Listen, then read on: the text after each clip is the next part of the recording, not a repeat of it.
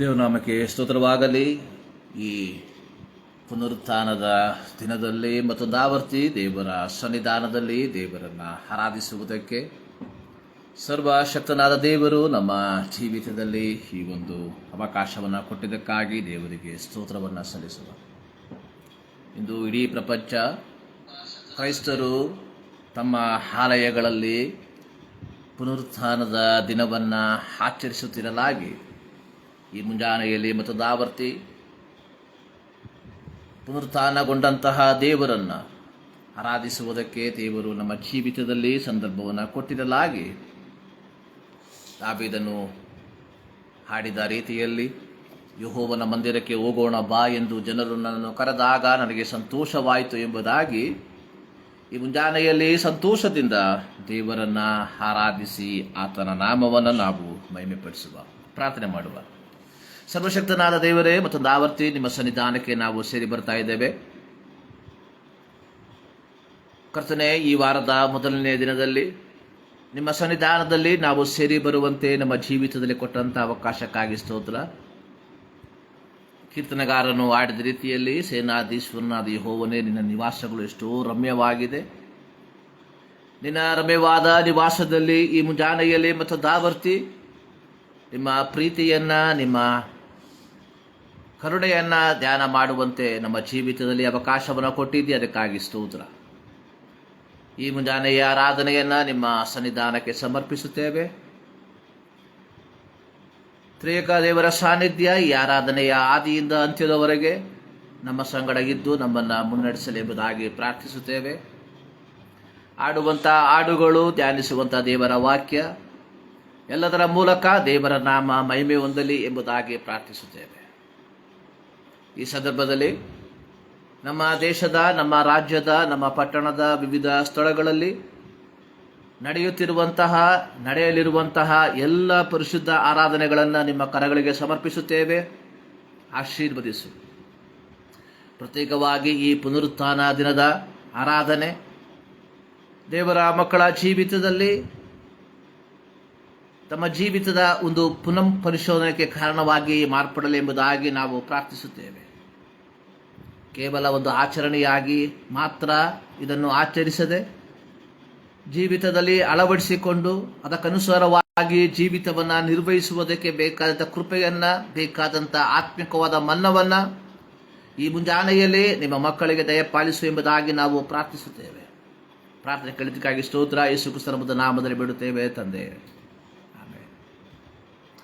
ಮತ್ತೊಂದಾವರ್ತಿ ಎಲ್ಲರಿಗೂ ಯೇಸು ಕ್ರಿಸ್ತನ ನಾಮದಲ್ಲಿ ನಮ್ಮ ಪ್ರೀತಿಯ ವಂದನೆಯನ್ನು ತಿಳಿಸ್ತೇವೆ. 2025ರಲ್ಲಿ ಈ ಪುನರುತ್ಥಾನದ ದಿನದಲ್ಲಿ ನಮ್ಮನ್ನು ರಕ್ಷಿಸಿದಂತಹ ದೇವರನ್ನು ಮತ್ತೊಂದಾವರ್ತಿ ಆರಾಧಿಸುವುದಕ್ಕೆ ದೇವರು ನಮ್ಮ ಜೀವಿತದಲ್ಲಿ ಈ ಒಂದು ಅವಕಾಶವನ್ನು ಕೊಟ್ಟಿರಲಾಗಿ ನಮ್ಮ ಹೃದಯದ ಅಂತರಾಳದಿಂದ ದೇವರಿಗೆ ಕೃತಜ್ಞತೆಯನ್ನು ಸಲ್ಲಿಸಿ ಆತನಿಗೆ ಸಲ್ಲತಕ್ಕ ಆರಾಧನೆಯನ್ನು, ಮಹಿಮೆಯನ್ನು ನಾವು ಸಲ್ಲಿಸುವಂಥವರಾಗಿರುವ ಒಂದು ಹಾಡಿನ ಕೆಲವು ಚರಣಗಳನ್ನು ಹಾಡುವ.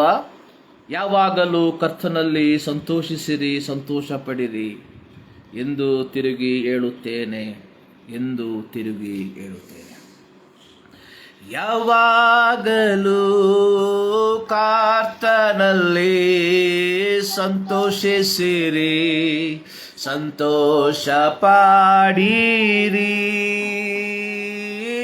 ಯಾವಾಗಲೂ ಕರ್ತನಲ್ಲಿ ಸಂತೋಷಿಸಿರಿ, ಸಂತೋಷ ಪಡಿರಿ ಎಂದು ತಿರುಗಿ ಹೇಳುತ್ತೇನೆ, ಎಂದು ತಿರುಗಿ ಹೇಳುತ್ತೇನೆ, ಎಂದು ತಿರುಗಿ ಹೇಳುತ್ತೇನೆ, ಎಂದು ತಿರುಗಿ ಹೇಳುತ್ತೇನೆ. ಯಾವಾಗಲೂ ಕರ್ತನಲ್ಲಿ ಸಂತೋಷಿಸಿರಿ, ಸಂತೋಷ ಪಡಿರಿ. ಯಾರ್ಯಾರು ಆತನನ್ನು ಅಂಗೀಕರಿಸಿದರೋ ಆತನ ಹೆಸರಿನಲ್ಲಿ ನಂಬಿಕೆ ಇಟ್ಟಾರೋ, ಯಾರ್ಯಾರು ಆತನನ್ನು ಅಂಗೀಕರಿಸಿದರೋ, ಆತನ ಹೆಸರಿನಲ್ಲಿ ನಂಬಿಕೆ ಇಟ್ಟಾರೋ, ಅವರಿಗೆ ಸಿಕ್ಕುವುದು ನಿಜವಾದ ಸಂತೋಷವು, ಅವರಿಗೆ ಸಿಕ್ಕುವುದು ನಿಜವಾದ ಸಂತೋಷವು. ಯಾವಾಗಲೂ ಕರ್ತನಲ್ಲಿ ಸಂತೋಷಿಸಿರಿ, ಸಂತೋಷ ಪಡಿರಿ. ಯಾವಾಗಲೂ ಕರ್ತನಲ್ಲಿ ಸಂತೋಷಿಸಿರಿ, ಸಂತೋಷ ಪಡಿರಿ. ಯಾರ್ಯಾರು ಪ್ರಭುವಿನ ಸಮ್ಮುಖದಲ್ಲಿಯೇ ಹೆಚ್ಚಿನ ಸಮಯವನ್ನು ಕಳೆಯುತ್ತಿರುವಾರೋ, ಯಾರ್ಯಾರು ಪ್ರಭುವಿನ ಸಮ್ಮುಖದಲ್ಲಿಯೇ ಹೆಚ್ಚಿನ ಸಮಯವನ್ನು ಕಳೆಯುತ್ತಿರುವಾರೋ, ಅವರಿಗೆ ಸಿಕ್ಕುವುದು ಪರಲೋಕ ಸಂತೋಷವು, ಅವರಿಗೆ ಸಿಕ್ಕುವುದು ನಿರ್ಮಲೋಕ ಸಂತೋಷವು. ಯಾವಾಗಲೂ ಕರ್ತನಲ್ಲಿ ಸಂತೋಷಿಸಿರಿ, ಸಂತೋಷ ಪಡಿರಿ. ಯಾವಾಗಲೂ ಕರ್ತನಲ್ಲಿ ಸಂತೋಷಿಸಿರಿ, ಸಂತೋಷ ಪಡಿರಿ. ಯಾರ್ಯಾರು ಪ್ರಭುವಿನ ವಾಕ್ಯಗಳನ್ನೆಲ್ಲ ಪ್ರೀತಿಸಿ ಕೈಕೊಂಡು ನಡೆಯುತ್ತಿರುವಾರೋ,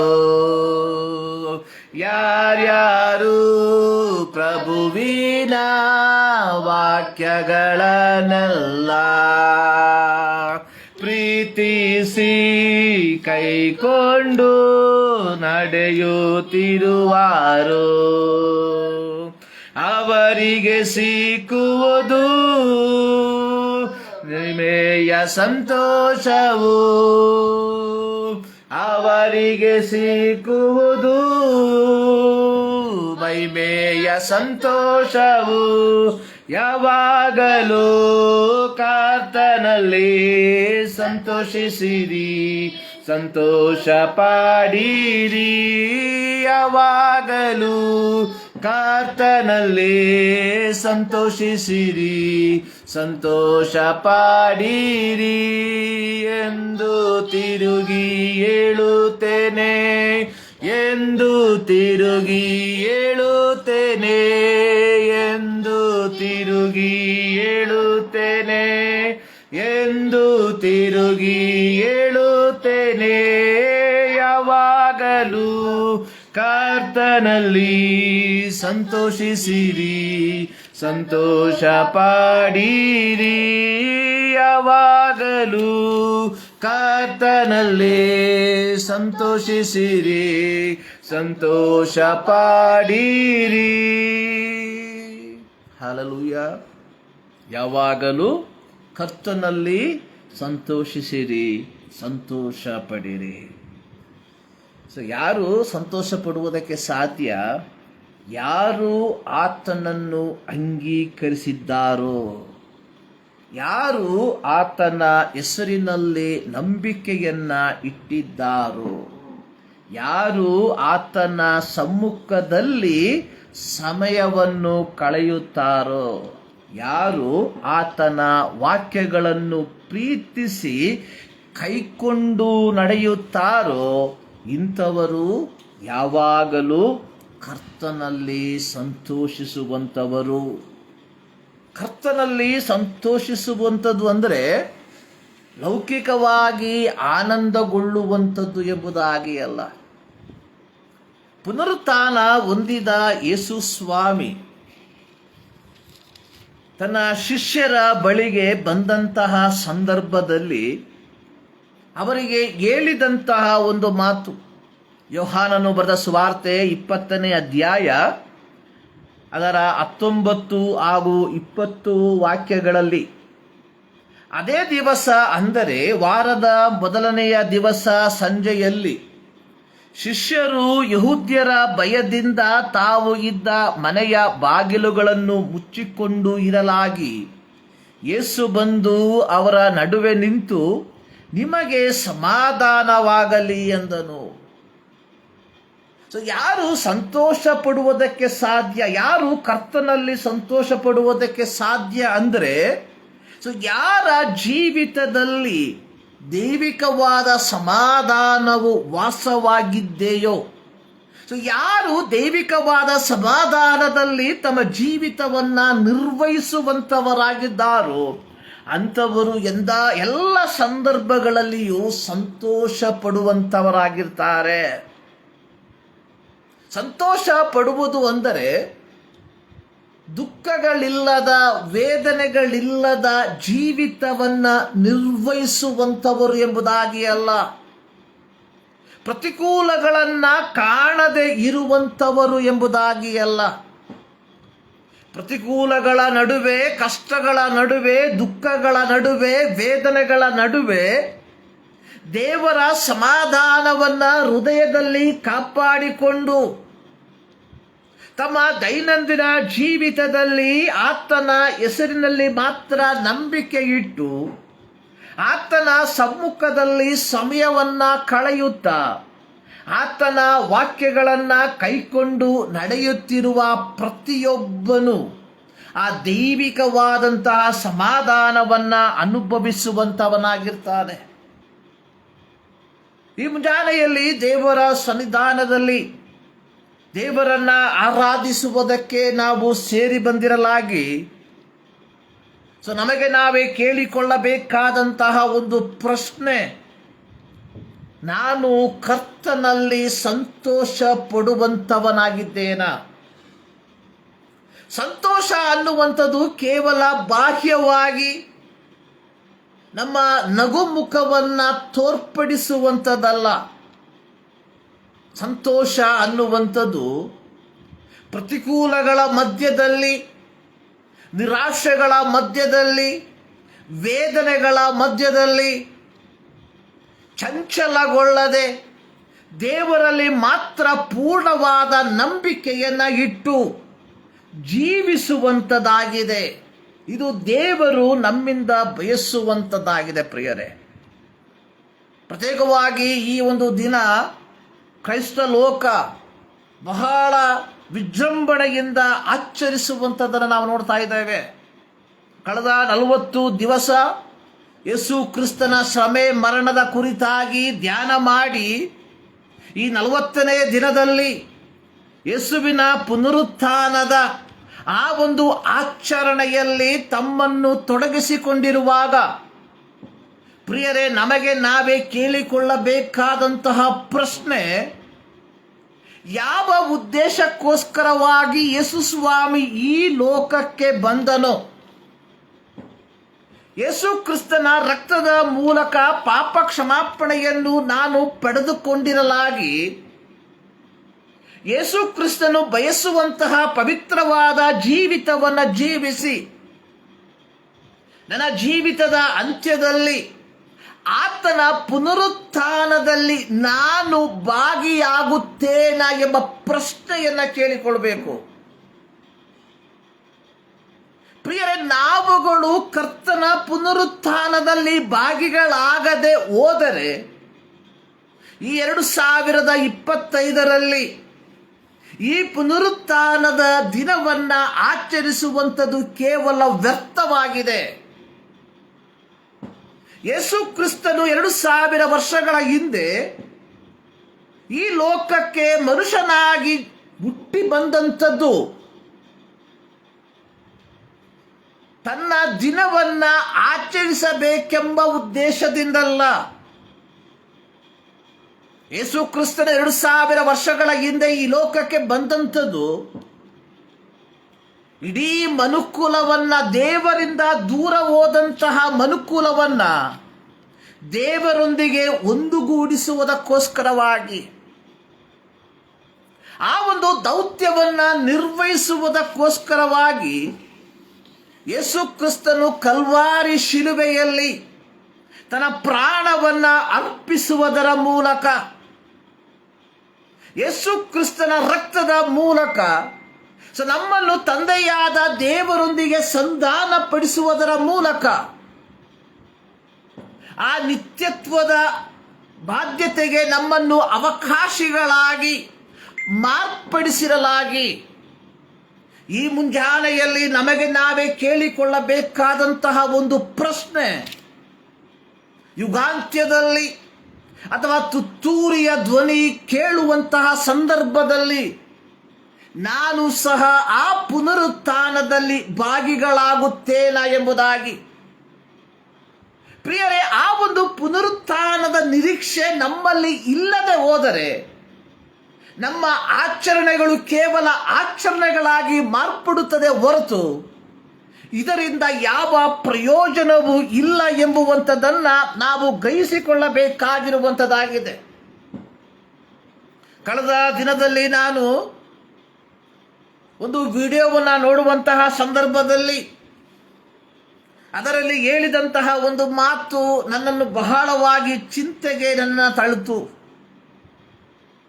ಅಲ್ಲಿ ಅವರು ಹೇಳಿರುವಂತಹ ಒಂದು ಮಾತು ಪ್ರತ್ಯೇಕವಾಗಿ ಕಳೆದ 40 ದಿನಗಳಿಂದ, ಕಳೆದ 39 ದಿನಗಳಿಂದ ಕ್ರೈಸ್ತರೆಂಬುದಾಗಿ ಕರೆಸಿಕೊಳ್ಳುತ್ತಿರುವ ಪ್ರತಿಯೊಬ್ಬರು ಪ್ರತ್ಯೇಕವಾಗಿ ಮೇನ್ಲೈನ್ ಸಭೆಗಳಲ್ಲಿ ತಮ್ಮನ್ನ ತೊಡಗಿಸಿಕೊಂಡಂಥವರು ಕೆಲವು ಆಹಾರ ಪದಾರ್ಥಗಳನ್ನು ಬಿಟ್ಟು, ಕೆಲವು ದುಶ್ಚಟಗಳನ್ನು ಬಿಟ್ಟು, ಯೇಸು ಕ್ರಿಸ್ತನ ಶ್ರಮೆ, ಮರಣ, ಪುನರುತ್ಥಾನದ ಈ ಧ್ಯಾನದಲ್ಲಿ ತಮ್ಮ ಸಮಯಗಳನ್ನು ಕಳೆದಿರಲಾಗಿ ಈ 40ನೇ ದಿನಕ್ಕೆ ಕಾಲಿಟ್ಟಿರುವಾಗ ಆ ವ್ಯಕ್ತಿ ಹೇಳಿರುವಂತಹ ಒಂದು ಮಾತು, ಇಂದು ನಮ್ಮ ಕೇರಳ ರಾಜ್ಯದಲ್ಲಿ ಅತಿ ಹೆಚ್ಚು ಪ್ರಾಣಿಗಳು ತಮ್ಮ ಪ್ರಾಣವನ್ನು ಕೊಡುವಂತಹ ದಿವಸವಾಗಿರ್ತದೆ ಎಂಬುದಾಗಿ. ಕಾರಣ, ಕಳೆದ 39 ದಿವಸ ಮಾಂಸಾಹಾರವನ್ನು ತ್ಯಜಿಸಿ, ಕಳೆದ 39 ದಿವಸ ಅನೇಕ ದುಶ್ಚಟಗಳನ್ನು ತ್ಯಜಿಸಿ ಶಿಲುಬೆಯ ಹಾದಿಯಲ್ಲಿ ನಡೆದಂತಹ ಕ್ರೈಸ್ತ ಸಮೂಹ ಈ ಮುಂಜಾನೆಯಲ್ಲಿ ಪುನರುತ್ಥಾನ ಹಬ್ಬದ ತರುವಾಯ ತಮ್ಮ ಮನೆಗಳಿಗೆ ಹೋಗಿ ಕಳೆದ 40 ದಿನದ ಎಲ್ಲವನ್ನ ಒಂದೇ ದಿನದಲ್ಲಿ, ಕಳೆದ 39 ದಿನ ಹಿಡಿದಿಟ್ಟಂತಹ ಎಲ್ಲ ದುಷ್ಟ ಸ್ತನಗಳನ್ನು ಈ ಒಂದೇ ದಿನದಲ್ಲಿ ಮಾಡುವುದಕ್ಕೆ ಬಹಳ ನಿರೀಕ್ಷೆಯಿಂದ ಕಾಯ್ತಾ ಇದ್ದಾರೆ ಎಂಬುದಾಗಿ. ನನ್ನನ್ನು ಕೇಳುವಂತಹ ಪ್ರೀತಿಯ ದೇವಜನರೇ, ಈ ಪುನರುತ್ಥಾನ ದಿನದಲ್ಲಿ ನಮ್ಮ ನಿರೀಕ್ಷೆ ಏನಾಗಿದೆ? ಈ ಪುನರುತ್ಥಾನದ ದಿನದಲ್ಲಿ ನಮ್ಮ ನಿರೀಕ್ಷೆ ಏನಾಗಿದೆ ಎಂಬುವಂಥದ್ದನ್ನ ನಾವು ಮನನ ಮಾಡಿಕೊಳ್ಳಬೇಕಾದಂಥದ್ದು ಬಹಳ ಪ್ರಾಮುಖ್ಯ. 1 ಪೇತ್ರ ಅದರ 1ನೇ ಅಧ್ಯಾಯದ 3ನೇ ವಾಕ್ಯದಲ್ಲಿ ಅಪೊಸ್ತಲನಾದ ಪೇತ್ರನು ಈ ರೀತಿಯಾಗಿ ಬರೆದಿದ್ದಾನೆ. ಅಲ್ಲಿ ಬರೆಯಲ್ಪಟ್ಟಿರುವಂಥದ್ದು, ಆತನು ಯೇಸು ಕ್ರಿಸ್ತನನ್ನು ಸತ್ತವರೊಳಗಿಂದ ಎಬ್ಬಿಸಿದ್ದರಲ್ಲಿ ತನ್ನ ಮಹಾಕರುಣಾನುಸಾರವಾಗಿ ನಮ್ಮನ್ನು ತಿರುಗಿ ಜೀವಿಸುವಂತೆ ಮಾಡಿ ಜೀವಕರವಾದ ನಿರೀಕ್ಷೆಯನ್ನು ನಮ್ಮಲ್ಲಿ ಹುಟ್ಟಿಸಿ ನಮ್ಮನ್ನು ಲಯ, ಕಳಂಕ, ಕ್ಷಯಗಳಿಲ್ಲದ ಬಾಧ್ಯತೆಯನ್ನು ಎದುರು ನೋಡುವವರನ್ನಾಗಿ ಮಾಡಿದನು. ಈ ಒಂದು ಪುನರುತ್ಥಾನ ಪ್ರತಿಯೊಬ್ಬ ದೇವರ ಮಕ್ಕಳ ಜೀವಿತದಲ್ಲಿ ಒಂದು ನಿರೀಕ್ಷೆಯನ್ನು ಉಂಟು ಮಾಡುವಂಥದ್ದಾಗಿದೆ. ಆ ನಿರೀಕ್ಷೆ ಏನಂದ್ರೆ, ನಾವು ತಿರುಗಿ ಜೀವಿಸುವಂತೆ ಒಂದು ಜೀವಕರವಾದ ನಿರೀಕ್ಷೆಯನ್ನ ಹುಟ್ಟಿಸಿ ನಮ್ಮನ್ನು ಲಯ ಕಳಂಕ ಕ್ಷಯಗಳಿಲ್ಲದ ಬಾಧ್ಯತೆಯನ್ನ ಎದುರು ನೋಡುವಂತೆ ಮಾಡುವಂಥದ್ದು. ಈ ಮುಂಜಾನೆಯ ಜಾವದಲ್ಲಿ ದೇವರ ಸನ್ನಿಧಾನದಲ್ಲಿ ನಾವು ಈ ಪುನರುತ್ಥಾನದ ದಿನದಲ್ಲಿ ದೇವರನ್ನ ಆರಾಧಿಸುತ್ತಿರಲಾಗಿ, ಪ್ರಿಯರೇ, ನಾವು ಒಂದು ಪ್ರಶ್ನೆಯನ್ನ ನಮಗೆ ಕೇಳಿಕೊಳ್ಳುವ, ನಾನು ಲಯ ಕಳಂಕ ಕ್ಷಯಗಳಿಲ್ಲದ ಬಾಧ್ಯತೆಯನ್ನ ಎದುರು ನೋಡುತ್ತಿರುವವನಾಗಿ ನಾನು ಜೀವಿಸುತ್ತಿದ್ದೇನ? ನಾನು ಪ್ರತಿ ಬಾರಿ ಹೇಳುವ ರೀತಿಯಲ್ಲಿ ಎರಡು ಸಂಗತಿ ನಮ್ಮ ಜೀವಿತದಲ್ಲಿ ಸಂಭವಿಸುವಂಥದ್ದು. ಒಂದು, ನಮ್ಮ ಶಾರೀರಿಕವಾದಂತಹ ಮರಣ. ಎರಡು, ಯೇಸು ಕ್ರಿಸ್ತನ ಬರೋಣ. ಈ ಎರಡು ಪ್ರತಿ ಮಾನವರಿಗೂ ದೇವರು ನಿಶ್ಚಯಿಸಿರುವಂತಹ ಕಾರ್ಯಗಳು. ಈ ಎರಡು ಕಾರ್ಯಗಳಿಂದ ಯಾವ ಮನುಷ್ಯನು ತಪ್ಪಿಸಿಕೊಳ್ಳುವುದಕ್ಕೆ ಸಾಧ್ಯವಿಲ್ಲ. ಪ್ರಿಯರೇ, ಈ 2025ರಲ್ಲಿ ಈ ಪುನರುತ್ಥಾನದ ದಿನದಲ್ಲಿ ನಾವು ದೇವರನ್ನು ಆರಾಧಿಸುತ್ತಿರಲಾಗಿ, ಈ ಪುನರುತ್ಥಾನದ ಹೊಸ ನಿರೀಕ್ಷೆಯನ್ನ ನಮ್ಮ ಜೀವಿತದಲ್ಲಿ ಇಟ್ಟುಕೊಂಡವರಾಗಿ ನಾವು ಜೀವಿಸುತ್ತಿದ್ದೇವ ಎಂಬ ಒಂದು ಪ್ರಶ್ನೆಯನ್ನ ನಮಗೆ ನಾವೇ ಕೇಳಿಕೊಳ್ಳುವಂತವರಾಗಿರಬೇಕು. ಪ್ರತ್ಯೇಕವಾಗಿ ಈ ಒಂದು ದಿನ ಕೇವಲ ಆಚರಣೆಗಳಿಗೆ ಮಾತ್ರ ಸೀಮಿತವಾಗದೆ, ಯಥಾರ್ಥವಾಗಿ ಆ ಯೇಸು ಸ್ವಾಮಿಯ ಪುನರುತ್ಥಾನದ ಶಕ್ತಿಯನ್ನ ನಮ್ಮ ಜೀವಿತದಲ್ಲಿ ಅನುಭವಿಸಿ ಅದಕ್ಕನುಸಾರವಾಗಿ ನಮ್ಮ ಜೀವಿತವನ್ನ ನಾವು ನಿರ್ವಹಿಸುವಂತವರಾಗಿರಬೇಕು. ಅಪೊಸ್ತಲನಾದ ಪೌಲ ರೋಮಾಪುರದವರಿಗೆ ಬರೆದ ಪತ್ರಿಕೆ ಅದರ 8ನೇ ಅಧ್ಯಾಯದ 11ನೇ ವಾಕ್ಯದಲ್ಲಿ ಈ ರೀತಿಯಾಗಿ ಹೇಳಿದ್ದಾನೆ, ಯೇಸುವನ್ನು ಸತ್ತವರೊಳಗಿಂದ ಜೀವಿತನಾಗಿ ಎಬ್ಬಿಸಿದಾತನ ಆತ್ಮನು ನಿಮ್ಮಲ್ಲಿ ವಾಸವಾಗಿದ್ದರೆ, ಕ್ರಿಸ್ತ ಯೇಸುವನ್ನು ಸತ್ತವರೊಳಗಿಂದ ಎಬ್ಬಿಸಿದಾತನು ನಿಮ್ಮಲ್ಲಿ ವಾಸವಾಗಿರುವ ತನ್ನ ಆತ್ಮದ ಮೂಲಕ ನಿಮ್ಮ ಮರ್ತ್ಯು ದೇಹವನ್ನು ಸಹ ಬದುಕಿಸ್ತಾನೆ. ಈ ಒಂದು ಪುನರುತ್ಥಾನ ನಮಗೆ ಕೊಡುವಂತಹ ನಿರೀಕ್ಷೆ ಅನ್ನುವಂಥದ್ದು, ಅಥವಾ ನಮಗೆ ಕೊಡುವಂತಹ ಒಂದು ಸಂದೇಶ ಅನ್ನುವಂಥದ್ದು, ಕ್ರಿಸ್ತನ ಬರೋಣದಲ್ಲಿ ನಾವುಗಳು ಸಹ ಆತನ ಪುನರುತ್ಥಾನದಲ್ಲಿ ಭಾಗಿಗಳಾಗುತ್ತೇವೆ ಎಂಬುದಾಗಿ. ಈ ಒಂದು ನಿರೀಕ್ಷೆಯಲ್ಲಿ ನಾವು ನಮ್ಮ ಜೀವಿತವನ್ನು ಜೀವಿಸುವಂತವರಾಗಿರಬೇಕು. ಪ್ರಿಯರೇ, ನೋಡಿ, ಇಂದು ನಾವು ಧ್ಯಾನಿಸುವಂಥದ್ದು ಮೇರೆಯಿಲ್ಲದ ಪುನರುತ್ಥಾನ, ಮೇರೆಯಿಲ್ಲದ ರೂಪಾಂತರವನ್ನ ಆಚರಿಸುವಂಥದ್ದು. Resurrection celebrating boundless transformation. Yesu ಕ್ರಿಸ್ತನ ಪುನರುತ್ಥಾನ ಇಡೀ ಮನುಕುಲಕ್ಕೆ ಒಂದು ಹೊಸ ನಿರೀಕ್ಷೆಯನ್ನ ತರುವಂತದಾಗಿತ್ತು. ಯೇಸು ಕ್ರಿಸ್ತನ ಪುನರುತ್ಥಾನ ಇಡೀ ಮನುಕುಲಕ್ಕೆ ಒಂದು ಹೊಸ ನಿರೀಕ್ಷೆಯನ್ನ ತರುವಂತದ್ದಾಗಿದೆ. ಇದರ ಕುರಿತಾಗಿಯೇ ನಾವು 1 ಪೇತ್ರ 1:3 ನಾವು ನೋಡಿರುವಂಥದ್ದು ಒಂದು ಜೀವಕರವಾದ ನಿರೀಕ್ಷೆಯನ್ನ. ನೋಡಿ, ಯೋಹಾನನ ಸುವಾರ್ತೆ 14ನೇ ಅಧ್ಯಾಯದಲ್ಲಿ ಯೇಸು ತಾನು ಶ್ರಮೆಯನ್ನ ಅನುಭವಿಸುವುದಕ್ಕಿಂತ ಮುಂಚಿತವಾಗಿ ತನ್ನೊಂದಿಗಿದ್ದ ಶಿಷ್ಯರನ್ನ ದೃಢಪಡಿಸುವುದಕ್ಕೋಸ್ಕರವಾಗಿ ಹೇಳಿದಂತಹ ಒಂದು ಮಾತು, ನಿಮ್ಮ ಹೃದಯವು ಕಳವಳಗೊಳ್ಳದೇ ಇರಲಿ, ದೇವರನ್ನು ನಂಬಿರಿ, ನನ್ನನ್ನು ನಂಬಿರಿ. ಅದರ 3ನೇ ವಾಕ್ಯದಲ್ಲಿ ನಾವು ನೋಡುವಂತಹ ಸಂದರ್ಭದಲ್ಲಿ ಅಲ್ಲಿ ಯೇಸು ಬರೆದಿರುವಂಥದ್ದು, ನಾನು ಹೋಗಿ ನಿಮಗೆ ಸ್ಥಳವನ್ನು ಸಿದ್ಧ ಮಾಡಿದ ಮೇಲೆ ತಿರುಗಿ ಬಂದು ನಿಮ್ಮನ್ನು ಕರಕೊಂಡು ಹೋಗಿ ನನ್ನ ಬಳಿಗೆ ಸೇರಿಸಿಕೊಳ್ಳುವೆನು, ಯಾಕೆಂದರೆ ನಾನಿರುವ ಸ್ಥಳದಲ್ಲಿ ನೀವು ಸಹ ಇರಬೇಕು. ಇದು ಯೇಸು ಸ್ವಾಮಿಯ ಒಂದು ಮೂಲ ಉದ್ದೇಶವಾಗಿತ್ತು. ಈ ಒಂದು ಮೂಲ ಉದ್ದೇಶ ನಮ್ಮ ಜೀವಿತದಲ್ಲಿ ಅದು ಅಳವಡಿಸಿಕೊಳ್ಳಬೇಕಾದರೆ ನಾವೇನ್ ಮಾಡಬೇಕು? ಕರ್ತನ ಪುನರುತ್ಥಾನದಲ್ಲಿ ಭಾಗಿಗಳಾಗುವಂಥವರಾಗಿರಬೇಕು. ಸೊ ಇದಕ್ಕೋಸ್ಕರವಾಗಿ ನಾವು ಇಲ್ಲಿ ಜೀವಿಸುವಂಥವರಾಗಿದ್ದೇವೆ.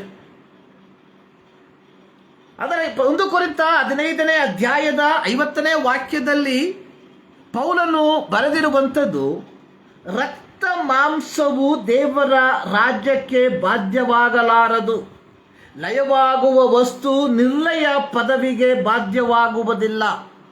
ಆದರೆ ಕಡೆಯ ತುತ್ತೂರಿ ಧ್ವನಿಯಾಗುವಾಗ ನಾವೆಲ್ಲರೂ ಒಂದೇ ಕ್ಷಣದಲ್ಲಿ ರೆಪ್ಪೆ ಬಡಿಯುವುದರಷ್ಟರೊಳಗಾಗಿ ಮಾರ್ಪಡುವೆವು. ಸೊ ನಾವೆಲ್ಲರೂ ಎಂಬುದಾಗಿ ಇಲ್ಲಿ ಹೇಳಲ್ಪಟ್ಟಿರುವಂಥದ್ದು ಇಡೀ ಮನುಕೂಲವನ್ನ ಒಂದುಗೂಡಿಸಿ ಹೇಳಿರುವಂತಹ ಮಾತಲ್ಲ.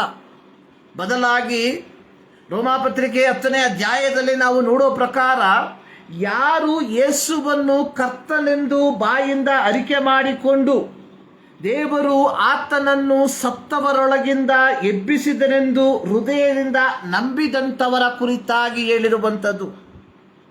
ಪ್ರಿಯರೇ, ಈ ರೀತಿ ಕರ್ತನ ಆ ಒಂದು ಪುನರುತ್ಥಾನದಲ್ಲಿ ನಾವು ಭಾಗಿಗಳಾಗಬೇಕಾದ್ರೆ ನಮ್ಮ ಜೀವಿತವನ್ನ ದೇವರ ವಾಕ್ಯಾನುಸಾರವಾಗಿ ನಿರ್ವಹಿಸಬೇಕಾದಂಥದ್ದು ಬಹಳ ಪ್ರಾಮುಖ್ಯ. ಇದು ಅನೇಕರು ಕ್ರೈಸ್ತತ್ವದ ಹೆಸರಿನಲ್ಲಿ ಜೀವಿಸುವಂಥದ್ದನ್ನು ನಾವು ನೋಡುತ್ತೇವೆ. ಆದರೆ ಕ್ರೈಸ್ತತ್ವದ ಆ ಒಂದು ಉಪದೇಶಕ್ಕೆ ಅನುಗುಣವಾಗಿ ತಮ್ಮ ಜೀವಿತವನ್ನ ನಿರ್ವಹಿಸುತ್ತಿದ್ದಾರಾ ಎಂಬುದನ್ನ ಒಮ್ಮೆ ಪರೀಕ್ಷೆ ಮಾಡಿಕೊಳ್ಳಬೇಕಾಗಿರುವಂಥದ್ದು ಬಹಳ ಪ್ರಾಮುಖ್ಯ. ನೋಡಿ, ಪುನರುತ್ಥಾನ ಮೇರೆ ಇಲ್ಲದ ರೂಪಾಂತರ ಯಾವ ರೀತಿಯಾಗಿ ಸಂಭವಿಸಿತು ಎಂಬುದನ್ನು 2 ವ್ಯಕ್ತಿಗಳ ಉದಾಹರಣೆಯೊಂದಿಗೆ ನಿಮ್ಮ ಮಧ್ಯದಲ್ಲಿ ಹಂಚಿಕೊಳ್ಳುವುದಕ್ಕೆ ನಾನು ಬಯಸ್ತೇನೆ.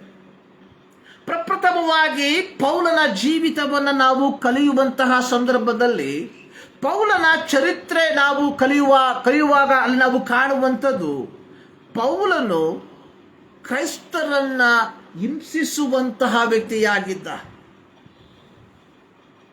ಅಪೊಸ್ತಲರ ಕೃತ್ಯ 9ನೇ ಅಧ್ಯಾಯಕ್ಕೆ ನಾವು ನಮ್ಮ ಗಮನವನ್ನ ಹರಿಸುವಂತಹ ಸಂದರ್ಭದಲ್ಲಿ 9ನೇ ಅಧ್ಯಾಯ ಪ್ರಾರಂಭವಾಗುವಂಥದ್ದು ಕರ್ತನ ಶಿಷ್ಯರ ಮೇಲೆ ರೌದ್ರನಾಗಿದ್ದು ಬೆದರಿಕೆಯ ಮಾತುಗಳನ್ನಾಡುತ್ತಾ ಅವರನ್ನು ಸಂಹರಿಸಬೇಕೆಂದು ಆಶೆ ಪಡುತ್ತಾ ಮಹಾಯಾಜಕರಿಂದ ಅಧಿಕಾರದ ಪತ್ರವನ್ನ ಹಿಡಿದುಕೊಂಡು ತನ್ನ ಪ್ರಯಾಣವನ್ನ ಬಳಸಿದಂತಹ ವ್ಯಕ್ತಿಯಾಗಿದ್ದ ಯಾರು? ಸೌಲ ಅಥವಾ ಪೌಲ. ಈ ಅಧಿಕಾರದ ಪತ್ರದೊಂದಿಗೆ ಪೌಲನು ಅಥವಾ ಸೌಲನು ದಮಸ್ಕದ ಪುರದ್ವಾರದ ಬಳಿಗೆ ಬಂದಂತಹ ಸಂದರ್ಭದಲ್ಲಿ ಪುನರುತ್ಥಾನ ಹೊಂದಿದ ದೇವರ ದರ್ಶನ ಅವನ ಜೀವಿತವನ್ನ ಪರಿಪೂರ್ಣವಾಗಿ ಬದಲಾಯಿಸಿದ್ದಾಗಿ ನಾವು ಕಾಣುತ್ತೇವೆ. ಆದುದರಿಂದಲೇ ಇಂದಿನ ಶೀರ್ಷಿಕೆಯಲ್ಲಿ ನಾವು ಕಾಣುವಂಥದ್ದು ಪುನರುತ್ಥಾನ ಮೇಲೆ ಇಲ್ಲದ ರೂಪಾಂತರವನ್ನ ಆಚರಿಸುವಂತದಾಗಿದೆ ಎಂಬುದಾಗಿ. ಪೌಲನ ಜೀವಿತ ಕ್ರಿಸ್ತನನ್ನ ಪೀಡಿಪಿಸುವಂತಹ ವ್ಯಕ್ತಿ, ಕ್ರಿಸ್ತನನ್ನ ಪ್ರೀತಿಸುವಂತಹ ವ್ಯಕ್ತಿಯಾಗಿ, ಕ್ರಿಸ್ತನನ್ನ ಪ್ರಸಂಗಿಸುವಂತಹ ವ್ಯಕ್ತಿಯಾಗಿ ಮಾರ್ಪಡುವುದಕ್ಕೆ ಕಾರಣವಾಗಿ ಮಾರ್ಪಟ್ಟದ್ದು ಕ್ರಿಸ್ತನ ಆ ಒಂದು ಪುನರುತ್ಥಾನದ ದರ್ಶನ. ಈ ಮುಂಜಾನೆಯಲ್ಲಿ ನನ್ನನ್ನು ಕೇಳುವಂತಹ ಪ್ರೀತಿಯ ದೇವಜನರೇ, ಈ 2025ರಲ್ಲಿ ಈ ಪುನರುತ್ಥಾನದ ದಿನವನ್ನ ನಾವು ಆಚರಿಸುತ್ತಿರಲಾಗಿ ನಮ್ಮ ಜೀವಿತದಲ್ಲಿ ಆದ ಬದಲಾವಣೆ ಏನೆಂಬುದಾಗಿ ಈ ಮುಂಜಾನೆಯ ಸಂದರ್ಭದಲ್ಲಿ ನಾವು ಮನನ ಮಾಡಿಕೊಳ್ಳಬೇಕಾದಂಥದ್ದು ಬಹಳ ಪ್ರಾಮುಖ್ಯ. ಈ ಮುಂಜಾನೆಯಲ್ಲಿ ನಾನು ದೇವರ ವಾಕ್ಯವನ್ನು ಓದುವಂತಹ ಸಂದರ್ಭದಲ್ಲಿ ನನ್ನನ್ನು ಆಶ್ಚರ್ಯಪಡಿಸಿದಂತಹ ಕೆಲವು ಮಾತುಗಳು, ಕೆಲವು ಪದಗಳು. ಪ್ರತ್ಯೇಕವಾಗಿ ಮಾರ್ಕನ ಸುವಾರ್ತೆ 16ನೇ ಅಧ್ಯಾಯದಲ್ಲಿ ನಾವು ಕಾಣುವಂಥದ್ದಾಗಿದ್ದೇವೆ. ವಾರದ ಮೊದಲನೆಯ ದಿನ ಮಗ್ದಲ ಮರಿಯಳು, ಯಾಕೋಬನ ತಾಯಿ ಮರಿಯಳು, ಸಲೋಮೆ ಯೇಸುವಿನ ದೇಹಕ್ಕೆ ಹಚ್ಚುವುದಕ್ಕಾಗಿ ಸುಗಂಧ ದ್ರವ್ಯಗಳೊಂದಿಗೆ ಸಮಾಧಿಯ ಬಳಿಗೆ ಹೋಗುವಂಥದ್ದು ಅತ್ಯಂತ ಆಶ್ಚರ್ಯಕರವಾದ ಸಂಗತಿ ಎನ್ನುವಂಥದ್ದು.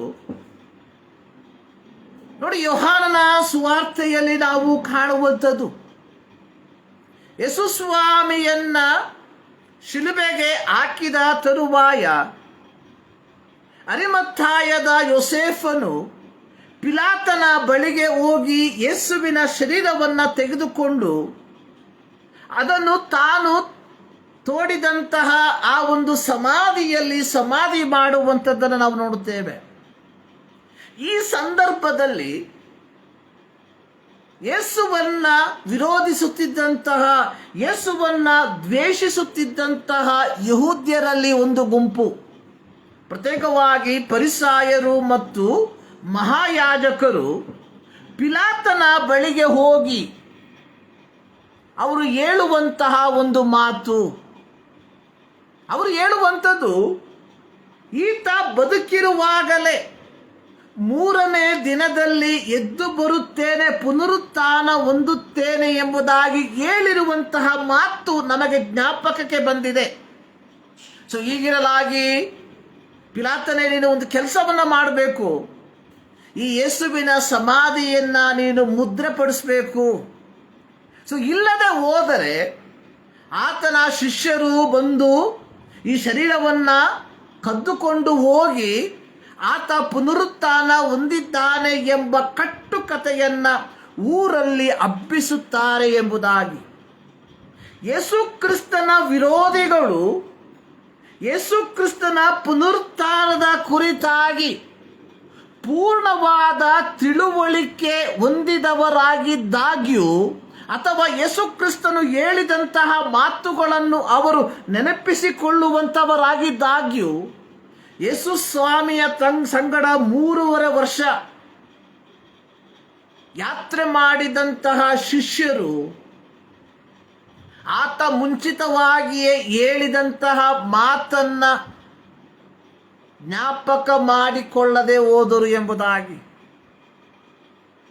ಇಂದು ಅನೇಕ ಕ್ರೈಸ್ತರು ಯೇಸು ಕ್ರಿಸ್ತನ ಪುನರುತ್ಥಾನದ ದಿನವನ್ನ ಬಹಳ ವಿಜೃಂಭಣೆಯಿಂದ ಆಚರಿಸುತ್ತಿರಲಾಗಿ ನಿಜವಾದ ಪುನರುತ್ಥಾನದ ಅರ್ಥ ಏನೆಂಬುದನ್ನು ಗ್ರಹಿಸದೆ ಜೀವಿಸುವಂಥದ್ದನ್ನು ನಾವು ಕಾಣ್ತಾ ಇದ್ದೇವೆ. ಪುನರುತ್ಥಾನ ಅನ್ನುವಂಥದ್ದು ಏನೆಂಬುದಾಗಿ ನಾವು ಅರ್ಥ ಮಾಡಿಕೊಳ್ಳಬೇಕಾಗಿದೆ. ನೋಡಿ, ಇಲ್ಲಿ ಪೌಲನ ಜೀವಿತವನ್ನು ನಾವು ಕಲಿಯುತ್ತಿರುವಂತಹ ಸಂದರ್ಭದಲ್ಲಿ ನಾವು ನೋಡಿದ್ವಿ, ಪೌಲನು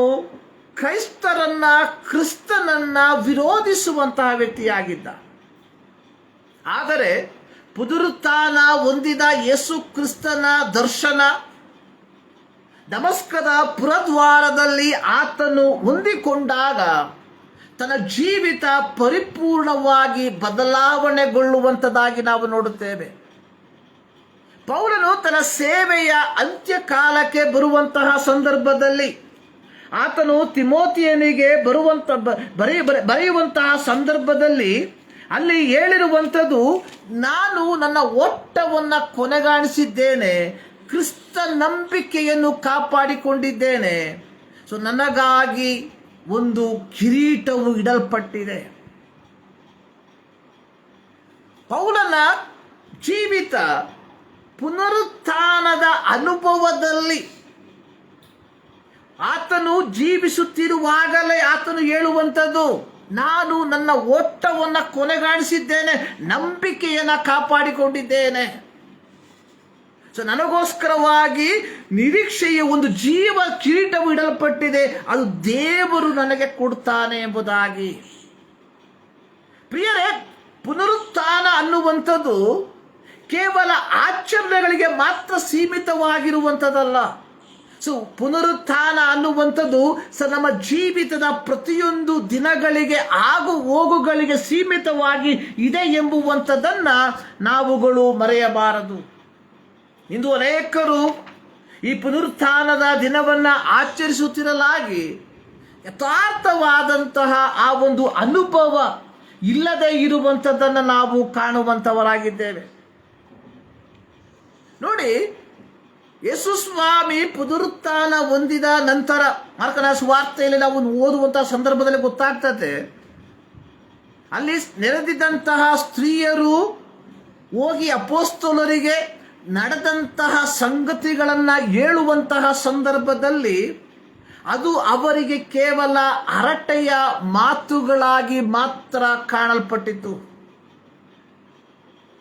ನಾನು ಹೇಳ್ದಲ್ಲ ನೋಡಿ, ಒಂದು ಯೇಸುವನ್ನ ವಿರೋಧಿಸುತ್ತಿದ್ದಂತಹ ಯಹೂದ್ಯರು, ಫರಿಸಾಯರು ಮತ್ತು ಸದ್ದುಕಾಯರು ಯೇಸುವಿನ ಪುನರುತ್ಥಾನದ ಮೇಲೆ ನಂಬಿಕೆ ಇಟ್ಟವರಾಗಿ ಪಿಲಾತನೊಂದಿಗೆ ಮಾತನಾಡಿ ಆ ಯೇಸುವಿನ ಸಮಾಧಿಗೆ ಬೇಕಾದಂತಹ ಮುದ್ರೆಯನ್ನು ಹಾಕಿ ಅದನ್ನು ಭದ್ರಪಡಿಸಿರುವಾಗ ಯೇಸು ಸ್ವಾಮಿಯ ಸಂಗಡ ಇದ್ದಂತಹ ಶಿಷ್ಯರು ಆ ಮಾತನ್ನು ಜ್ಞಾಪಕ ಮಾಡಿಕೊಳ್ಳುವುದಾಗಲಿ, ಪುನರುತ್ಥಾನ ಹೊಂದಿದ ಕಾರ್ಯವನ್ನು ಸ್ತ್ರೀಯರು ಶಿಷ್ಯರಿಗೆ ತಿಳಿಸಲಾಗಿ ಅದು ಅವರಿಗೆ ಕೇವಲ ಹರಟೆಯ ಮಾತಾಗಿ ಮಾರ್ಪಟ್ಟಿತು.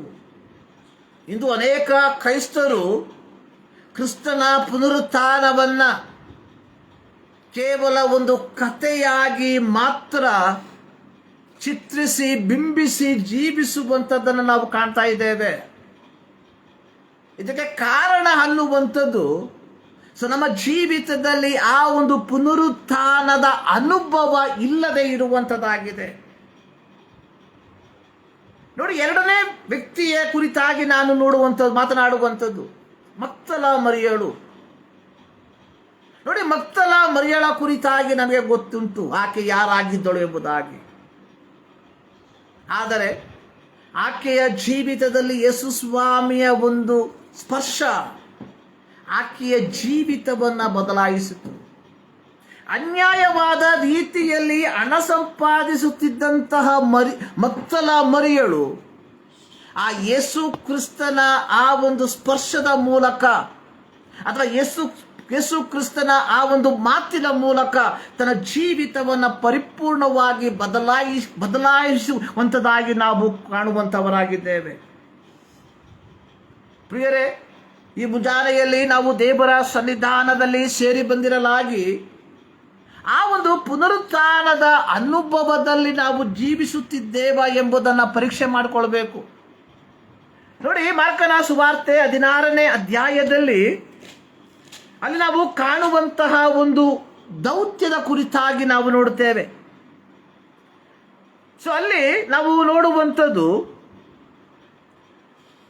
ನೀವು ಹೋಗಿ ಆತನ ಶಿಷ್ಯರಿಗೂ ಪೇತ್ರನಿಗೂ ಆತನು ನಿಮಗೆ ಹೇಳಿದಂತೆ ನಿಮ್ಮ ಮುಂದೆ ಗಲಿಲಾಯಕ್ಕೆ ಹೋಗುತ್ತಾನೆ, ಅಲ್ಲಿ ಆತನನ್ನು ಕಾಣುವಿರಿ ಎಂದು ತಿಳಿಸಿರಿ ಎಂದು ಹೇಳಿದರು.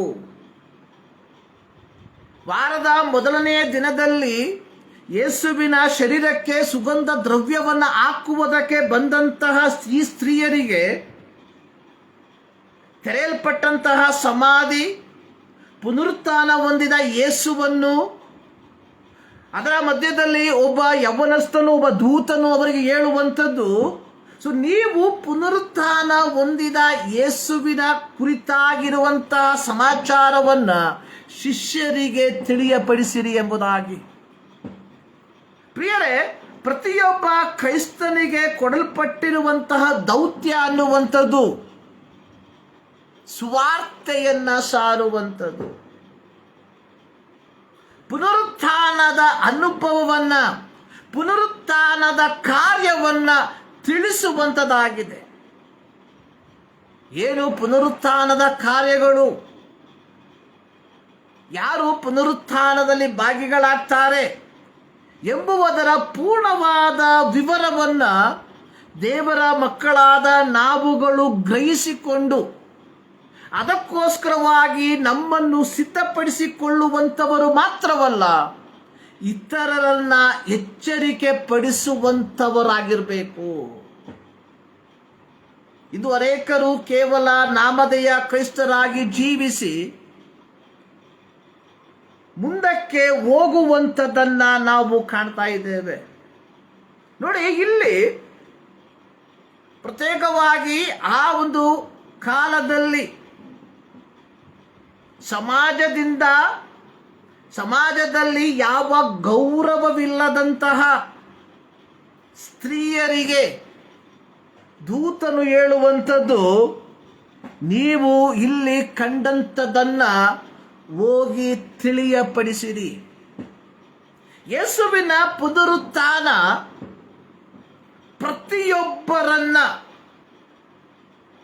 ಪ್ರತಿಯೊಬ್ಬರಿಗೆ ಒಂದು ಉತ್ಕೃಷ್ಟವಾದ ದೌತ್ಯವನ್ನ ಕೊಡುವಂಥದ್ದಾಗಿದೆ. ಆ ದೌತ್ಯ ಏನೆಂದರೆ ಸುವಾರ್ತೆಯನ್ನ ಸಾರುವಂಥದ್ದು.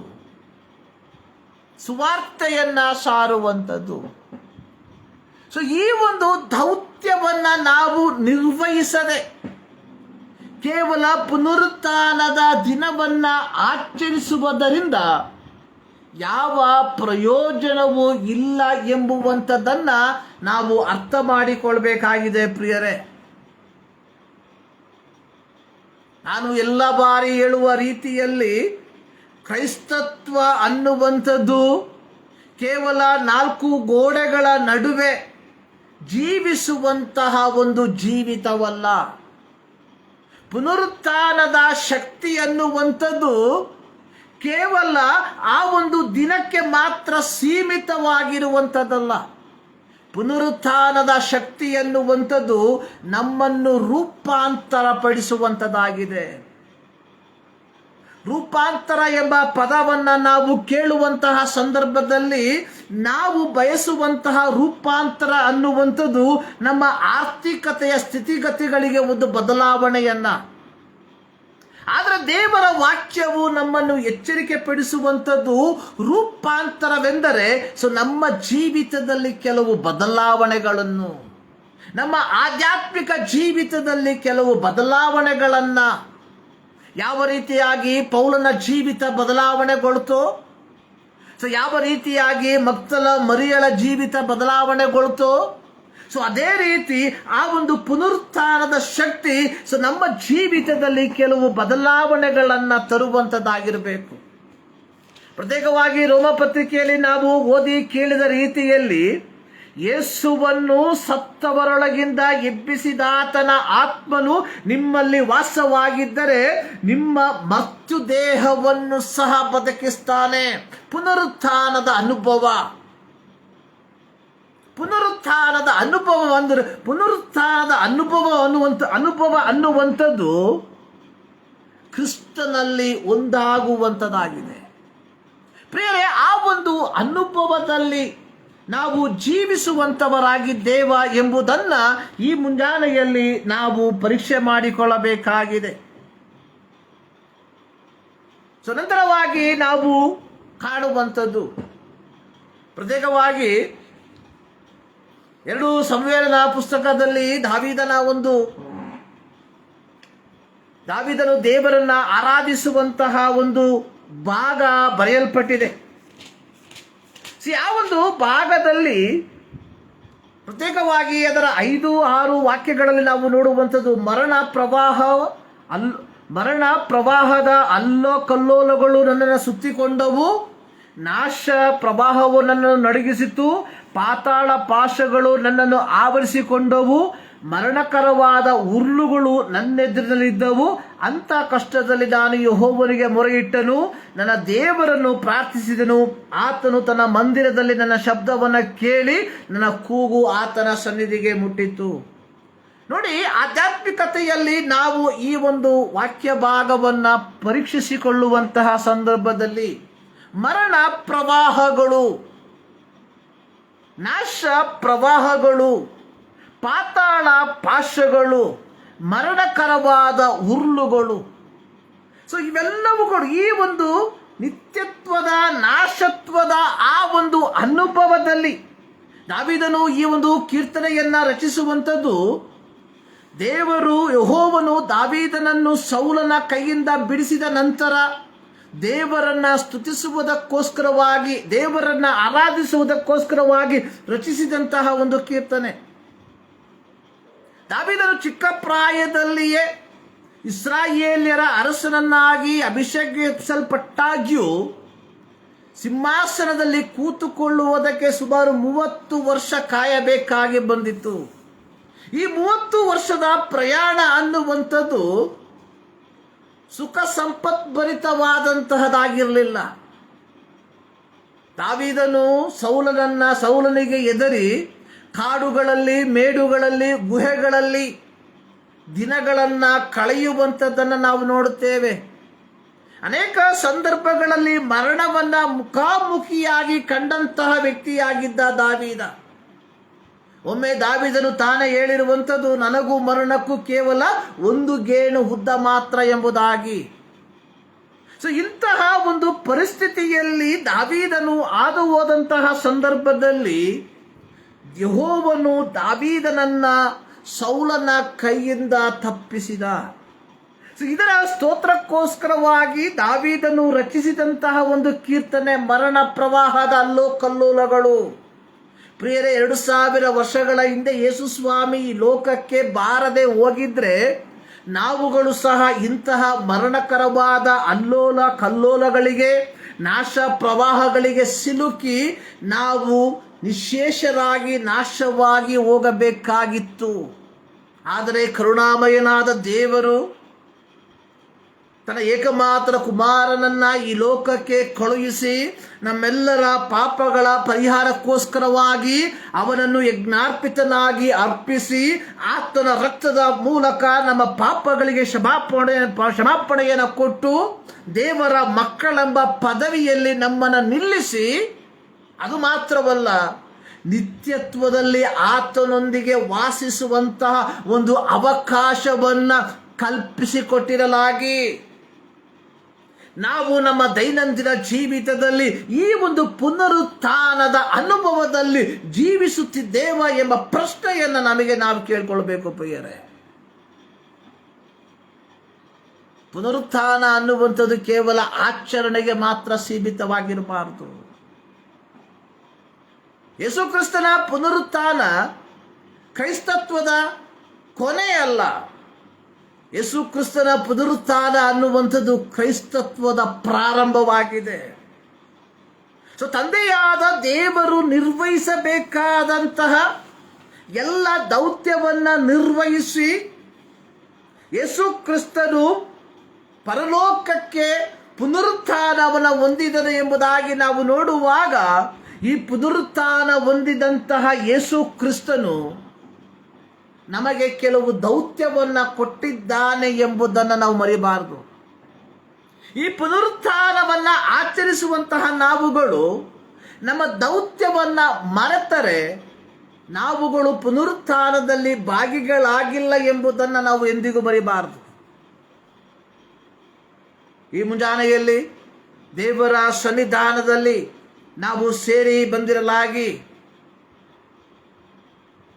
ಒಮ್ಮೆ ನಮ್ಮನ್ನು ನಾವೇ ಪರೀಕ್ಷೆ ಮಾಡಿಕೊಳ್ಳುವ,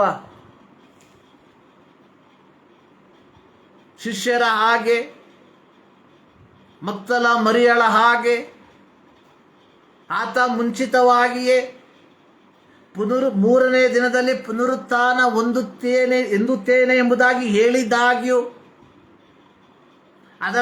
ಅದನ್ನು ಜ್ಞಾಪಕ ಮಾಡಿಕೊಳ್ಳದೆ ಪುನರುತ್ಥಾನದ ವಿಚಾರವನ್ನು ಈ ಸ್ತ್ರೀಯರು ಶಿಷ್ಯರಿಗೆ ತಿಳಿಸಿಕೊಟ್ಟಾಗ ಶಿಷ್ಯರಿಗೆ ಅದು ಕೇವಲ ಬರೀ ಹರಟೆಯ ಮಾತುಗಳಾಗಿ ಕಾಣಿಸಿಕೊಂಡಂತೆ ಇಂದು ನಾವುಗಳು ಕ್ರೈಸ್ತರೆಂಬುದಾಗಿ ಅಭಿಮಾನಗೊಳ್ಳುತ್ತಿರುವ ನಾವುಗಳು ಈ ಒಂದು ಪುನರುತ್ಥಾನದ ಅನುಭವವನ್ನು ಲಘುವಾಗಿ ತೆಗೆದುಕೊಂಡು ಜೀವಿಸುತ್ತಿದ್ದೇವ ಎಂಬ ಒಂದು ಪ್ರಶ್ನೆಯನ್ನು ನಮಗೆ ನಾವು ಕೇಳಿಕೊಳ್ಳುವ. ಪ್ರಿಯರೇ, ಆ ಒಂದು ಅನುಭವದಲ್ಲಿ, ಆ ಒಂದು ಪುನರುತ್ಥಾನದ ಅನುಭವದಲ್ಲಿ ನಾವು ಜೀವಿಸದೆ ಹೋದರೆ ನಮ್ಮ ಜೀವಿತದಿಂದ ದೇವರಿಗೆ ಯಾವ ಪ್ರಯೋಜನವೂ ಇಲ್ಲ ಎಂಬುವಂಥದ್ದನ್ನು ನಾವು ಅರ್ಥ ಮಾಡಿಕೊಳ್ಬೇಕು. 1 ಥೆಸಲೋನಿಕ 4ನೇ ಅಧ್ಯಾಯ ಅದರ 16-17 ವಾಕ್ಯದಲ್ಲಿ ನಾವು ನೋಡುವಂಥದ್ದು, ಕ್ರಿಸ್ತನಲ್ಲಿ ಸತ್ತವರು ಮೊದಲು, ಆಮೇಲೆ ಜೀವದಿಂದಿರುವವರು ಅಂತರಿಕ್ಷದಲ್ಲಿ ಕರ್ತನನ್ನು ಎದುರುಗೊಳ್ಳುವುದಕ್ಕಾಗಿ ಮೇಘವಾಹನರಾಗಿ ಪಕ್ಕನೆ ಒಯ್ಯಲ್ಪಡುವರು. ಪುನರುತ್ಥಾನದಿಂದ ಪಕ್ಕನೆ ಒಯ್ಯಲ್ಪಡುವರು. ಆ ಒಂದು ಅನುಭವದಲ್ಲಿ ನಾವು ಪ್ರಾಪ್ತರಾಗಬೇಕಾದರೆ ನಮ್ಮ ಜೀವಿತವನ್ನು ದೈವಿಕವಾದಂತಹ ಪವಿತ್ರತೆಯಲ್ಲಿ ಕಾಪಾಡಿಕೊಳ್ಳುವಂಥವರಾಗಿರಬೇಕು. ಕ್ರೈಸ್ತತ್ವ ಅನ್ನುವಂಥದ್ದು to be live a holy life, ಒಂದು ಪವಿತ್ರವಾದ ಜೀವಿತವನ್ನು ಜೀವಿಸುವಂಥದ್ದು. ಒಂದು ಪವಿತ್ರವಾದ ಜೀವಿತವನ್ನು ಜೀವಿಸದೆ ಎಂದಿಗೂ ನಾವು ಒಂದು ವಿಜಯಕರವಾದಂತಹ ಕ್ರೈಸ್ತ ಜೀವಿತವನ್ನು ಜೀವಿಸುವುದಕ್ಕೆ ಸಾಧ್ಯವಿಲ್ಲ ಎಂಬುವಂಥದ್ದನ್ನು ನಾವುಗಳು ಮರಿಬಾರದು. ಕ್ರೈಸ್ತ ಜೀವಿತ ಅನ್ನುವಂಥದ್ದು ಪೌಲನು ತನ್ನ ಪತ್ರಿಕೆಗಳಲ್ಲಿ ಬರೆದಿರುವ ಪ್ರಕಾರ ಭೂ ಸಂಬಂಧವಾದವುಗಳ ಮೇಲೆ ಮನಸ್ಸಿಡುವಂಥದ್ದಲ್ಲ,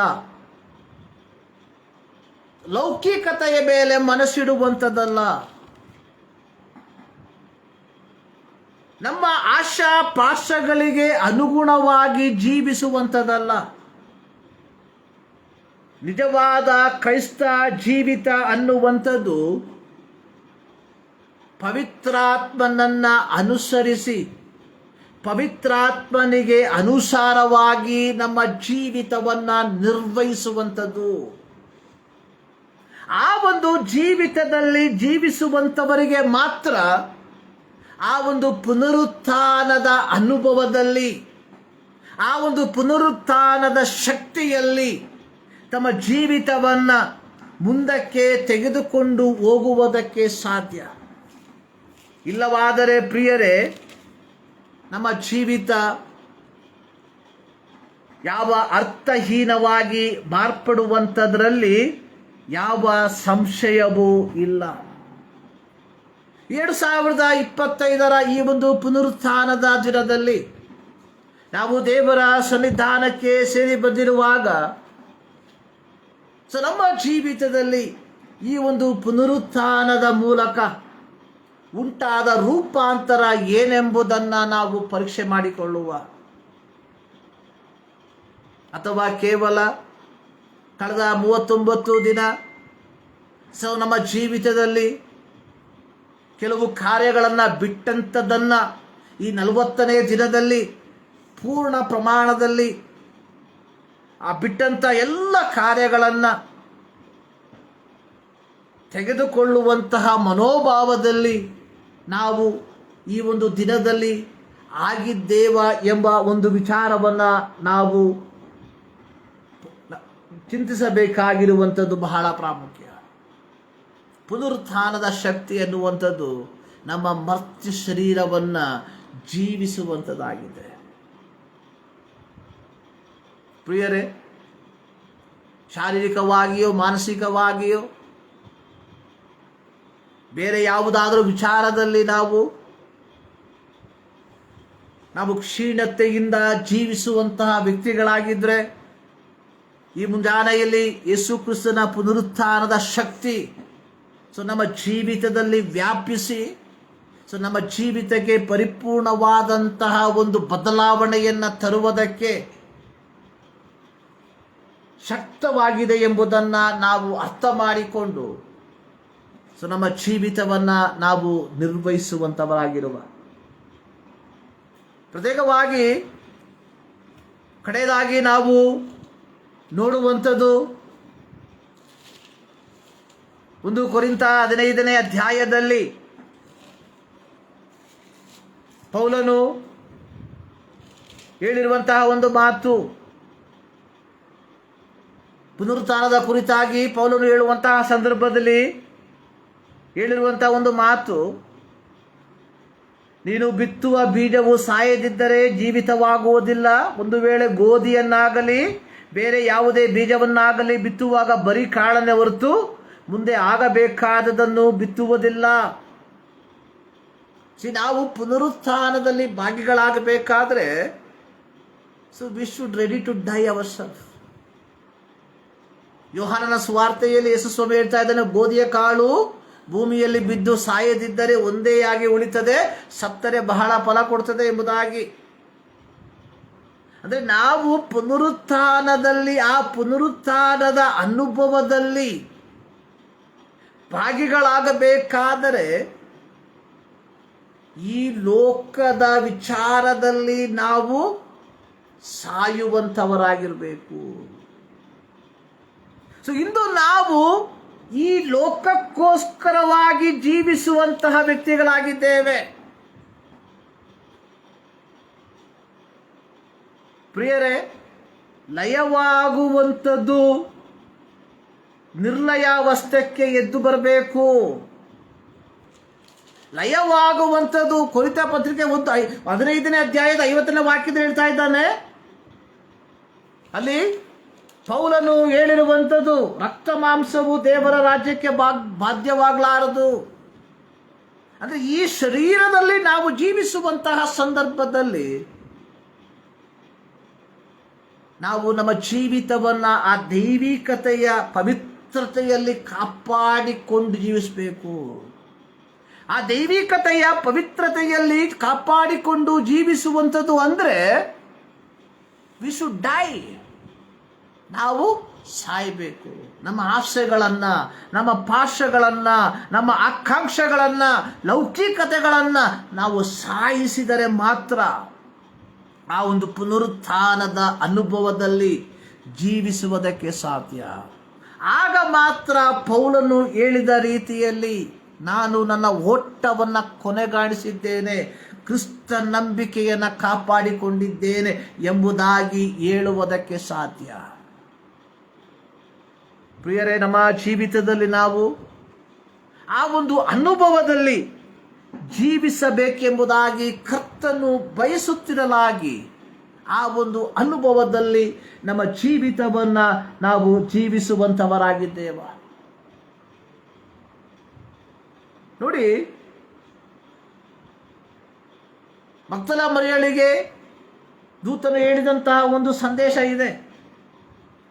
ಸತ್ತವರೊಳಗೆ ಬದುಕಿರುವವನನ್ನು ಹುಡುಕುವುದೇನು, ಆತನು ಇಲ್ಲಿ ಇಲ್ಲ ಎದ್ದಿದ್ದಾನೆ.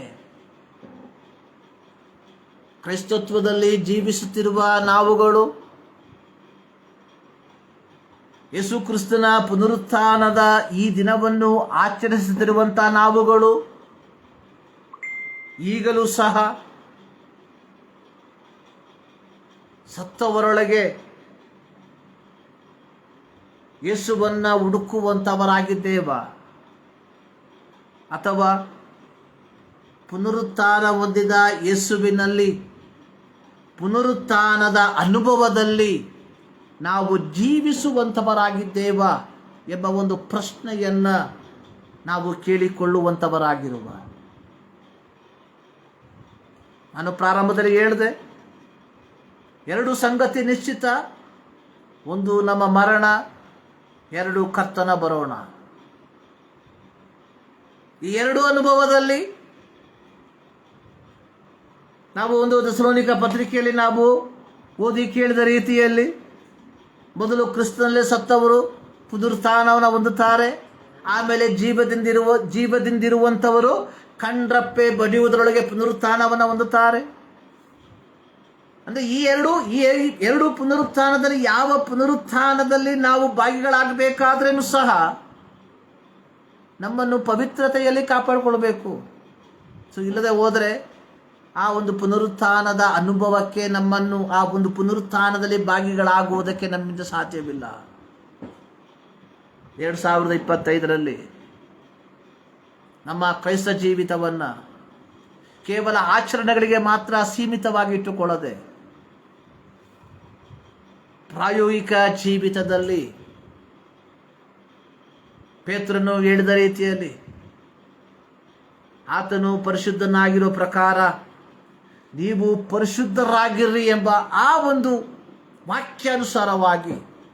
ಸೊ ನಮ್ಮ ಜೀವಿತವನ್ನು ನಾವು ನಿರ್ವಹಿಸುವಂಥವರಾಗಿದ್ದರೆ ಪ್ರಿಯರೇ, ನಾವುಗಳು ಸಹ ಆ ಒಂದು ಪುನರುತ್ಥಾನದಲ್ಲಿ ಭಾಗಿಗಳಾಗುವಂಥದ್ರಲ್ಲಿ ಯಾವ ಸಂಶಯವೂ ಇಲ್ಲ.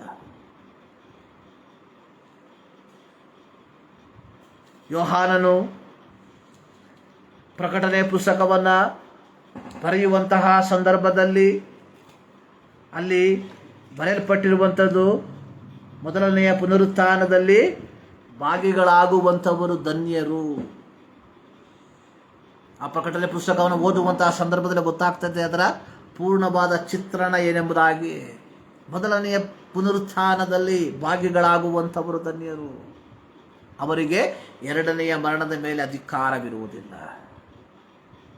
ಅಂದರೆ ಮೊದಲನೇ ಪುನರುತ್ಥಾನದಲ್ಲಿ ಭಾಗಿಗಳಾಗುವಂಥದ್ದಂದರೆ ಜೀವಬಾಧ್ಯರ ಪಟ್ಟಿಯಲ್ಲಿ ನಮ್ಮ ಹೆಸರುಗಳು ಬರೆಯಲ್ಪಟ್ಟು ದೇವರೊಂದಿಗೆ ವಾಸಿಸುವಂಥದ್ದು, ಅಂಥವರು ಭಾಗ್ಯವಂತರು. ಪುನರುತ್ಥಾನ ಅನ್ನುವಂಥದ್ದು ಕೇವಲ ಯೇಸು ಕ್ರಿಸ್ತನ ಪುನರುತ್ಥಾನವನ್ನು ಮನನ ಮಾಡುವಂಥದ್ದಲ್ಲ. ಯೇಸು ಕ್ರಿಸ್ತನ ಪುನರುತ್ಥಾನವನ್ನು ಮನನ ಮಾಡುವಂಥದ್ದರ ಉದ್ದೇಶ ನಾವುಗಳು ಸಹ ಆ ಅನುಭವಕ್ಕೆ ಹೋಗಬೇಕೆಂಬ ಉದ್ದೇಶದಿಂದ ಪ್ರಿಯರೇ. ಸೊ ನಾವು ಆ ಒಂದು ಪುನರುತ್ಥಾನದ ಅನುಭವದಲ್ಲಿ ಜೀವಿಸುವುದಕ್ಕೆ ಸಿದ್ಧರಿಲ್ಲದೆ ಕೇವಲ ಬಾಹಿಕವಾದಂತಹ ಕ್ರಿಸ್ತನ ಪುನರುತ್ಥಾನವನ್ನು ಆಚರಿಸಿ ನಮ್ಮ ಜೀವಿತದಲ್ಲಿ ಯಾವ ಬದಲಾವಣೆಗಳಿಲ್ಲದೆ, ಪುನರುತ್ಥಾನ ಅನ್ನುವಂಥದ್ದು ಒಂದು ಹೊಸ ಅನುಭವ. ಆ ಒಂದು ಹೊಸ ಅನುಭವದಲ್ಲಿ ನಾವು ಜೀವಿಸಬೇಕು. ಪೌಲನು ಕೊರಿಂಥ ಪತ್ರಿಕೆ ಹೇಳಿರುವಂಥದ್ದು, ಒಬ್ಬನು ಕ್ರಿಸ್ತನಲ್ಲಿದ್ದರೆ ಅವನು ನೂತನ ಸೃಷ್ಟಿಯಾಗ್ತಾನೆ ಎಂಬುದಾಗಿ. ಇವೆಲ್ಲವೂ ಇದರಲ್ಲಿ ಅಡಕವಾಗಿರುವಂತಹ ಕಾರ್ಯಗಳು, ನೂತನವಾದಂತಹ ಅನುಭವ. ಯೇಸು ಕ್ರಿಸ್ತನ ಪುನರುತ್ಥಾನ ಇಡೀ ಮನುಕುಲಕ್ಕೆ ಒಂದು ನೂತನ ಜೀವ ನಿರೀಕ್ಷೆಯನ್ನು ಉಂಟು ಮಾಡ್ತು. ಪೇತ್ರನು ಹೇಳಿದ ರೀತಿಯಲ್ಲಿ ಆ ನಿರೀಕ್ಷೆ ಏನಾಗಿದೆ? ಲಯ, ಕಳಂಕ, ಕ್ಷಯಗಳಿಲ್ಲದಂತಹ ಬಾಧ್ಯತೆಯನ್ನ, ಲಯ, ಕಳಂಕ, ಕ್ಷಯಗಳಿಲ್ಲದ ಬಾಧ್ಯತೆ, ಅದು ಪರಲೋಕದಲ್ಲಿ ಇಡಲ್ಪಟ್ಟಿರುವಂತಹ ಬಾಧ್ಯತೆ. ಆ ಬಾಧ್ಯತೆಗೋಸ್ಕರವಾಗಿ ದೇವರು ನನ್ನನ್ನು ಕರೆದಿರುವಾಗ